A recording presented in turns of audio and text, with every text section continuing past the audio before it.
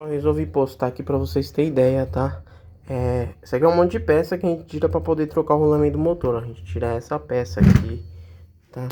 Essa é a parte da cortiça, quando vocês pisam no pedalzinho aqui, né? E a máquina não anda, é isso aqui que desgasta, tá bom?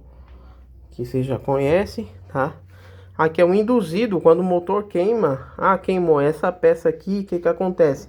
É um monte de cobre, encosta um no outro e queima, tá? E quando fica fazendo aquele barulhão, é esses rolamentos aqui, ó, tá vendo? Dessa peça, que fica aqui dentro, ó. Pode ver que tem um aqui que saiu até a capinha, tá? A gente vai colocar um rolamento novo e vai ficar zero.